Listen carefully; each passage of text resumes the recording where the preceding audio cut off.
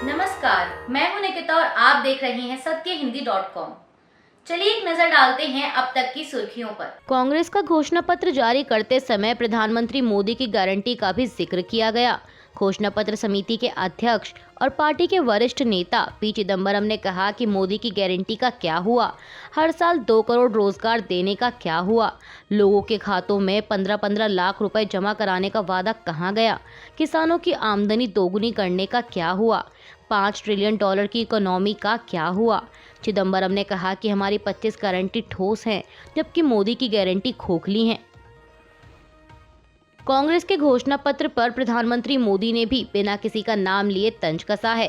राजस्थान में एक चुनावी रैली को संबोधित करते हुए उन्होंने कहा कि भाजपा जो कहती है वो जरूर करती है। दूसरी पार्टियों की तरह भाजपा केवल घोषणा पत्र जारी नहीं करती। पीएम मोदी ने कहा कि हम तो संकल्प पत्र लेकर आते हैं। 2019 में हमने जो संकल्प पत्र जारी किया था, उसके ज्यादातर संकल्प पूरे हो चुके हैं। लोकसभा चुनाव से पहले एक और राजनीतिक दल इंडिया गठबंधन में शामिल हो गया है। मुकेश सहनी के नेतृत्व वाली विकासशील इंसान पार्टी ने आज इंडिया गठबंधन का दामन थामा। एक प्रेस कॉन्फ्रेंस के दौरान इसकी घोषणा करते हुए आरजेडी नेता तेजस्वी यादव ने कहा कि हम मुकेश सहनी का महागठबंधन में स्वागत करते हैं और आरजेडी बिहार में अपने हिस्से की 26 सीटों में से 3 सीटें मुकेश सहनी को देगी। बता दें कि वीआईपी पार्टी को दी गई इन 3 सीटों में गोपालगंज, झांझरपुर और मोतिहारी की सीट शामिल है। मध्य प्रदेश में इंडिया गठबंधन को करारा झटका लगा है। दरअसल कांग्रेस ने प्रदेश की 29 में से एक खजुराहो सीट समाजवादी पार्टी के लिए छोड़ी थी, लेकिन यहां से समाजवादी पार्टी की उम्मीदवार मीरा दीप नारायण यादव का नामांकन निरस्त हो गया है। नामांकन निरस्त करने के पीछे कलेक्टर ने इसकी 2 वजह बताई हैं। पहला, नामांकन फॉर्म पर प्रत्याशी के 2 जगह हस्ताक्षर होते हैं, जिसमें से एक जगह मीरा यादव ने हस्ताक्षर नहीं किए थे। दूसरा, मतदाता पहचान पत्र की सत्यापित प्रति की जगह पुरानी प्रति दी गई थी। वही अब नामांकन निरस्त किए जाने के बाद मीरा यादव के पति दीप नारायण यादव ने कहा कि हम इस फैसले को हाई कोर्ट और सुप्रीम कोर्ट में चुनौती देंगे और साथ ही चुनाव आयोग के मुख्य आयुक्त के पास भी जाएंगे। उन्होंने कहा कि गुरुवार को तो अधिकारियों ने वेरीफाई किया था, नियमावली में साफ नियम है कि कुछ कमी है तो निर्वाचन अधिकारी उसमें सुधार के लिए कहता है, लेकिन गुरुवार को अधिकारियों ने नामांकन को ओके किया था और अब उसमें 2 कमियां बताई जा रही हैं। समाजवादी पार्टी विधायक अतुल प्रधान के इस्तीफे देने की खबरों पर अब विराम लग गया है। दरअसल मेरठ लोकसभा सीट से पार्टी द्वारा उनका टिकट काटे जाने के बाद इस बात की अटकलें जोर पर थी कि वह टिकट काटे जाने से नाराज हैं और समाजवादी पार्टी से इस्तीफा देंगे। लेकिन अब अतुल प्रधान ने स्थिति साफ करते हुए कहा है कि कल सुबह हमें और सामने वाले व्यक्ति को बुलाया गया, हमारे सामने ही टिकट दिया। कल से खबर चल रही है कि अतुल प्रधान इस्तीफा देंगे और पत्नी को चुनाव लड़ाएंगे, इसलिए आज सबको तस्वीर साफ करने के लिए बुलाया है।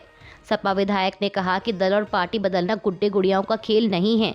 जिन्होंने हमारी शुरुआत कराई, हम पहले उनसे बात करेंगे, उनके हमारे रिश्ते अच्छे हैं। पार्टी का कुछ निर्णय रहा होगा, पार्टी आगे बढ़े और लोकसभा चुनाव जीते। साथ ही उन्होंने ये भी कहा कि अखिलेश यादव को धमकी देने का सवाल ही नहीं उठता। जैसे आप पत्रकारिता नहीं छोड़ सकते, वैसे ही मैं राजनीति नहीं छोड़ सकता। टिकट का अधिकार अखिलेश यादव का है। मैं समाजवादी पार्टी का विधायक हूं, अगर वो कहें तो इस्तीफा दे दूंगा। बिहार की हॉट सीट बनी पूर्णिया पर कांग्रेस नेता पप्पू यादव ने निर्दलीय उम्मीदवार के रूप में नामांकन दाखिल किया है। दरअसल इस सीट पर हाल ही में कांग्रेस में शामिल हुए पप्पू यादव चुनाव लड़ना चाह रहे थे, लेकिन इंडिया गठबंधन की सहयोगी आरजेडी ने इस सीट पर अपना प्रत्याशी उतार दिया। जहां आरजेडी की तरफ से बीमा भारती ने पूर्णिया लोकसभा सीट पर नामांकन दाखिल किया है, तो वहीं पप्पू यादव निर्दलीय यहां से चुनाव लड़ेंगे। पप्पू यादव पूर्णिया सीट को लेकर कितने इमोशनल हैं, इसका अंदाजा इस बात से ही लगाया जा सकता है कि वह नामांकन करने के दौरान मंच पर ही फूट फूट कर रोने लगे और नामांकन दाखिल करने के समय उन्होंने कहा कि मैं अपनी आखिरी सांस तक कांग्रेस के साथ रहूंगा। मुझे कांग्रेस का समर्थन प्राप्त है। मैं एक स्वतंत्र उम्मीदवार के रूप में चुनाव लड़ रहा हूं। कई लोगों ने मेरी राजनीतिक हत्या करने की साजिश रची, लेकिन पूर्णिया की जनता ने हमेशा पप्पू यादव को जाति धर्म से ऊपर रखा है। मैं इंडिया गठबंधन को मजबूत करूंगा और मेरा संकल्प राहुल गांधी को मजबूत बनाना है। पूर्णिया लोकसभा सीट से पप्पू यादव के निर्दलीय उम्मीदवार के तौर पर नामांकन दाखिल करने को लेकर बिहार कांग्रेस अध्यक्ष अखिलेश सिंह ने प्रतिक्रिया दी है। उन्होंने कहा कि इस मामले को लेकर कांग्रेस पार्टी में कोई विवाद नहीं है। कांग्रेस का जो आला नेतृत्व है वो महागठबंधन में सीटों के गठबंधन पर मुहर लगा चुका है। मामले को लेकर पत्रकारों को जिम्मेदार ठहराते हुए सिंह ने आगे कहा कि ये आपकी समस्या है, आप लोग रोज ये समस्या खड़ी करना चाहते हैं। ये कांग्रेस पार्टी के लिए कोई समस्या नहीं है। कांग्रेस ने किसी भी उम्मीदवार को निर्दलीय लड़ने की इजाजत नहीं दी है। 9 सीटों पर कांग्रेस लड़ेगी, बाकी 26 सीटों पर आरजेडी और 5 सीट वाम दलों को दी गई हैं। लोकसभा चुनाव के मद्देनजर कांग्रेस ने आज शुक्रवार को अपना घोषणा पत्र जारी किया। बताया जा रहा था कि यह घोषणा पत्र 5 न्याय और 25 गारंटियों पर आधारित होगा। पार्टी के इन 5 न्यायों में हिस्सेदारी न्याय, किसान न्याय, नारी न्याय, श्रमिक न्याय और युवा न्याय शामिल हैं।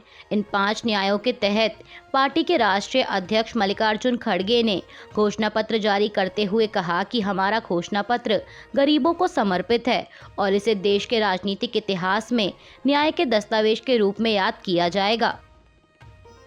घोषणा पत्र जारी करते हुए कांग्रेस अध्यक्ष मल्लिकार्जुन खड़गे ने कहा कि नारी न्याय के तहत हर गरीब महिलाओं को हर साल 1 लाख रुपए नकद ट्रांसफर किए जाएंगे।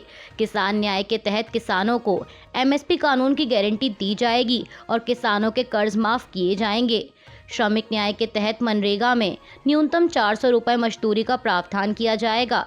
हिस्सेदारी न्याय में सामाजिक आर्थिक समानता के लिए जाति आधारित जनगणना कराएंगे और युवा न्याय के तहत नौकरी की पक्की गारंटी, रोजगार क्षमता बढ़ाने और करोड़ों युवाओं को नौकरी के अवसर प्रदान किए जाएंगे। इसके साथ ही कांग्रेस ने अपने घोषणा पत्र में इलेक्टोरल बॉन्ड को लेकर कहा है कि संदिग्ध सौदों की जांच की जाएगी और उन लोगों को कानून के दायरे में लाया जाएगा जिन्होंने इससे अनुचित माध्यम से अवैध लाभ कमाया है। इसके अलावा कहा गया है कि बीजेपी में शामिल होने वाले पंजीकृत मामलों के आरोपियों को कानून से बचने की अनुमति दी गई, लेकिन सत्ता में आने पर ऐसे लोगों पर लगे आरोपों की फिर से जांच की जाएगी। कांग्रेस घोषणा पत्र समिति के अध्यक्ष पी चिदंबरम ने कहा कि हम जम्मू कश्मीर को तुरंत पूर्ण राज्य का दर्जा बहाल करेंगे। हम लद्दाख के जनजातीय क्षेत्रों को शामिल करने के लिए संविधान की 6ठी अनुसूची में संशोधन करेंगे। पाकिस्तान के साथ जुड़ाव मूल रूप से सीमा पार आतंकवाद को समाप्त करने की उसकी इच्छा और क्षमता पर निर्भर करता है। इसके अलावा कांग्रेस अग्निपथ योजना को खत्म कर देगी और सेना, नौसेना व वायुसेना द्वारा अपनाई जाने वाली सामान्य भर्ती प्रक्रियाओं पर लौट आएगी, जो हमारे सैनिकों के लिए आर्थिक और सामाजिक सुरक्षा की गारंटी देगी। इसी तरह कुल मिलाकर कांग्रेस के घोषणा पत्र में 25 गारंटियां जारी की गई हैं, जो कि न्याय के इन 5 स्तंभों से निकलती हैं। चुनाव से पहले विवादित फिल्म द केरला स्टोरी को आज 5 अप्रैल को सरकारी चैनल दूरदर्शन पर प्रसारित किया जाएगा, जिसे लेकर कांग्रेस ने चुनाव आयोग में शिकायत दर्ज कराई है। केरल कांग्रेस के नेता और विधानसभा में विपक्ष के नेता वीडी सतीशन ने चुनाव आयोग को एक चिट्ठी लिखकर फिल्म द केरला स्टोरी को दूरदर्शन पर दिखाए जाने के फैसले को वापस लेने की मांग की है। उन्होंने चिट्ठी में लिखा कि पता चला है कि फिल्म केरला स्टोरी को 5 अप्रैल को दूरदर्शन पर प्रसारित किया जा रहा है। जैसा कि आप जानते हैं कि द केरला स्टोरी एक प्रोपोगेंडा फिल्म है जो बेहद झूठे वादों पर आधारित है और राज्य के लोगों की एक निराशाजनक तस्वीर पेश करने का प्रयास करती है। मेरा मानना है कि ये फिल्म सांप्रदायिक आधार पर देश को बांटने के लिए संघ परिवार के जहरीले एजेंडे का हिस्सा है। उन्होंने कहा कि दूरदर्शन का यह फैसला केरल के लोगों का सीधा अपमान है और साथ ही आदर्श आचार संहिता का भी उल्लंघन है, जो समाज को धार्मिक आधार पर बांटने के किसी भी प्रयास को प्रतिबंधित करता है। फिल्म द केरला स्टोरी के प्रसारण पर केरल के मुख्यमंत्री पिनराई विजयन ने भी आपत्ति जताई है। उन्होंने एक्स पर लिखा कि द केरला स्टोरी को दूरदर्शन पर प्रसारित करने का फैसला बहुत निंदनीय है, जो ध्रुवीकरण को बढ़ावा देगा। राष्ट्रीय समाचार प्रसारक को बीजेपी और आरएसएस की प्रोपेगेंडा मशीन नहीं बनना चाहिए और ऐसी फिल्म के प्रसारण को रद्द करना चाहिए जो आम चुनावों से पहले सांप्रदायिक तनाव को बढ़ा सकती हैं। बीजेपी की शिकायत पर चुनाव आयोग ने आम आदमी पार्टी नेता आतिशी को नोटिस भेजा है। दरअसल 2 अप्रैल को आतिशी ने एक बयान दिया था जिसमें उन्होंने बीजेपी से ऑफर मिलने की बात कही थी। उन्होंने कहा था कि बीजेपी की तरफ से पार्टी ज्वाइन करने का ऑफर मिला है। मेरे करीबियों के द्वारा बीजेपी की तरफ से मुझे अप्रोच किया गया। मुझे कहा गया कि बीजेपी ज्वाइन कर लो, वरना आने वाले 1 महीने के अंदर ईडी मेरे घर पर रेड करेगी और मुझे गिरफ्तार कर लिया जाएगा। बीजेपी का इरादा है कि आने वाले 2 महीनों के अंदर मुझे, सौरभ भारद्वाज, राघव चड्ढा और दुर्गेश पाठक को गिरफ्तार कर लिया जाए। वहीं अब उनके इस बयान के खिलाफ बीजेपी ने चुनाव आयोग में शिकायत दर्ज कराई है। शिकायत में कहा गया है कि आतिशी ने बीजेपी को लेकर गलत बयान दिया है। असम में कांग्रेस अध्यक्ष भूपेन कुमार बोरा ने एक स्थानीय अदालत में मुख्यमंत्री हिमंता बिस्वा शर्मा के खिलाफ 10 करोड़ का मानहानि का मुकदमा दायर किया है। मीडिया रिपोर्ट्स के मुताबिक कांग्रेस नेता ने दावा किया कि सीएम शर्मा द्वारा की गई टिप्पणियों के कारण उनकी और पार्टी की छवि खराब हुई है। इसके साथ ही उन्होंने एक स्थानीय अखबार के संपादक को भी वादी बनाया है। बोरा ने आरोप लगाया कि कई मौकों पर सीएम शर्मा के बयानों से यह दावा किया गया कि कांग्रेस के प्रदेश अध्यक्ष जल्द ही पार्टी छोड़ देंगे। इससे जनता के सामने उनकी और पार्टी की छवि खराब हुई है। बता दें कि असम के मुख्यमंत्री ने दावा किया था कि बोरा भाजपा में शामिल होंगे, लेकिन बाद में विपक्षी पार्टी ने इसे खारिज कर दिया। अभी के लिए बस इतना ही। बाकी की खबरों के लिए बने रहिए सत्य हिंदी.com के साथ।